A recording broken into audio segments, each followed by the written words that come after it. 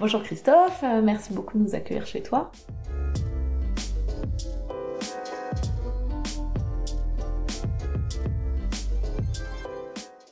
Je voudrais peut-être que pour les patients, tu nous éclaires un peu sur la mindfulness, la thérapie de pleine conscience, que tu nous expliques un petit peu mieux ce que c'est.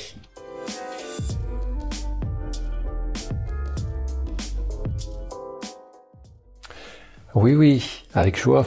Merci bien.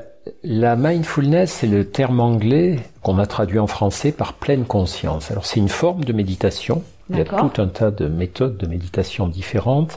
La méditation de pleine conscience, c'est la méditation la plus simple, la plus facile à apprendre et la plus rapide. En 3 mois, on maîtrise à peu près les rudiments.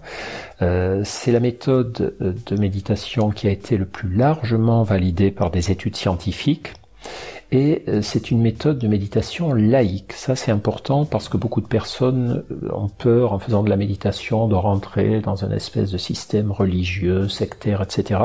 La pleine conscience, c'est scientifique, laïque et d'apprentissage facile. Alors, c'est une forme de méditation et la méditation, en fait, c'est quoi? La méditation, c'est simple. C'est pas un truc mystérieux, mystique, quoi que ce soit. En tout cas, ça n'est pas tout de suite ça. Après, on peut aller où on veut avec, mais c'est une forme d'entraînement de l'esprit.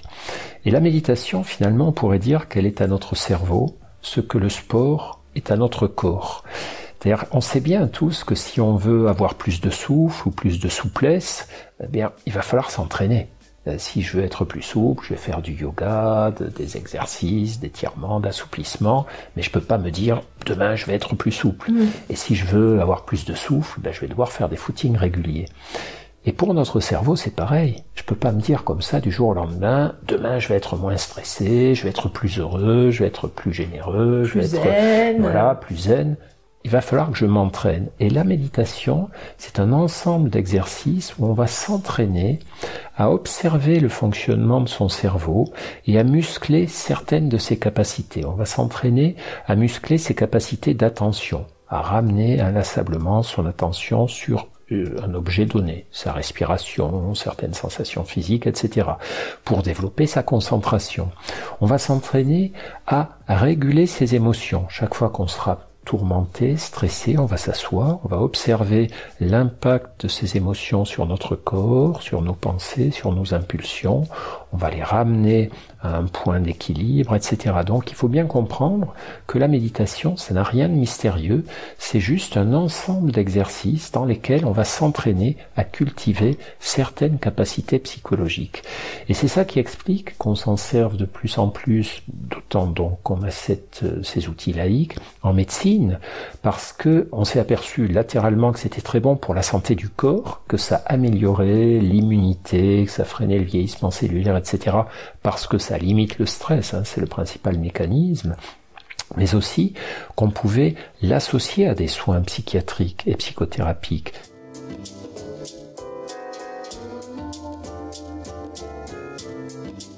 Par exemple, on a beaucoup d'études montrant que la méditation est un excellent outil de prévention des rechutes anxieuses et dépressives. Donc quand les gens sont très déprimés ou très anxieux, ça n'est pas le meilleur moment pour apprendre à méditer parce que quand je suis très déprimé ou très anxieux, mon cerveau a du mal à apprendre. On est trop envahi. Ouais, voilà, je souffre trop, je suis trop préoccupé. Mais dès que mon thérapeute m'aura aidé à aller mieux, par les médicaments, par la psychothérapie, par les deux, à ce moment-là, je vais me dire comment ne pas rechuter. Et le thérapeute aussi va se dire comment l'aider à ne pas rechuter. Et là, la méditation fait partie des méthodes dont on a démontré l'intérêt pour rester à un bon équilibre intérieur. Oui, tout à fait. J'avais vu ça. Je sais qu'il y a 80% de risque, hélas, de faire une 3e dépression quand on en a déjà fait 2. Oui. Et j'avais vu que la méditation faisait vraiment partie des outils qui faisaient baisser assez significativement ce pourcentage. Qui font aussi bien que le maintien sous antidépresseurs, puisque l'enjeu, effectivement, chez les patients qui ont déjà fait 2-3 épisodes dépressifs, on sait que s'ils en font encore un, il vaut mieux les garder pendant plusieurs années sous antidépresseurs ou pouvoir leur apprendre la méditation et aussi s'assurer qu'ils continuent, parce que la méditation, il faut la pratiquer pour qu'elle soit efficace. C'est comme l'exercice physique. Ouais, c'est ce que j'allais te demander. Donc finalement, au départ, avec le thérapeute, le patient, il apprend sous forme de séance. C'est quelque chose d'assez rigoureux, ou chacun fait un peu n'importe quoi. Non, oula, on fait pas n'importe quoi. D'accord. Non.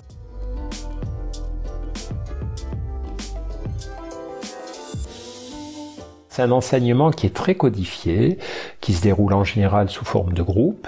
Donc il y a 8 séances de 2h30 chacune à peu près. On va apprendre tout un tas d'exercices. On va donner des exercices. Donc c'est une séance par semaine. D'accord. Ah oui, c'est assez codifié. Oui. Entre chaque séance, les patients ont des exercices à faire pour s'entraîner. Et donc, il faut faire ces exercices et il faut pratiquer, sinon ça ne marche pas. D'accord. C'est comme l'exercice physique. Quand un médecin demande à ses patients de faire de l'exercice physique, c'est pas le fait le concept d'exercice physique qui guérit, c'est tous les jours de marcher une demi-heure. Et on sait que c'est un truc très simple et qui va faire beaucoup de bien à la santé. La méditation, c'est un truc très simple. Tu t'assieds, tu te poses, tu fermes les yeux, tu observes tes pensées, tes émotions, ton souffle, selon la manière dont on t'a appris, et ça marche. Il n'y a rien de plus simple, mais il faut le faire, tout simplement. Donc on fait les 8 séances, et puis ensuite, en tant que patient, on doit continuer régulièrement à pratiquer alors.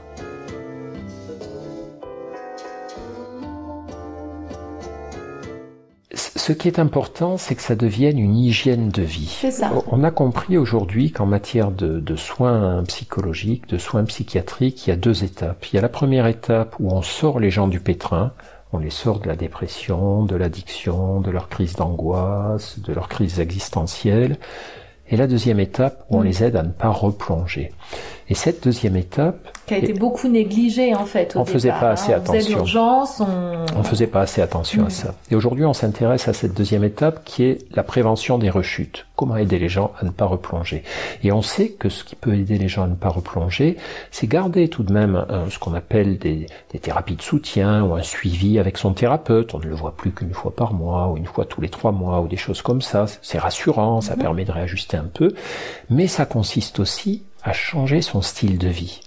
Davantage d'exercice physique, beaucoup de fruits et de légumes, peut-être des oméga 3 s'il y en a besoin, peut-être de la vitamine D si on n'en a pas assez, et le sommeil, bien dormir, et des techniques de gestion du stress comme la méditation, mais aussi le yoga ou des approches comme ça. C'est-à-dire que on doit changer son style de vie si on ne veut pas replonger dans ces difficultés.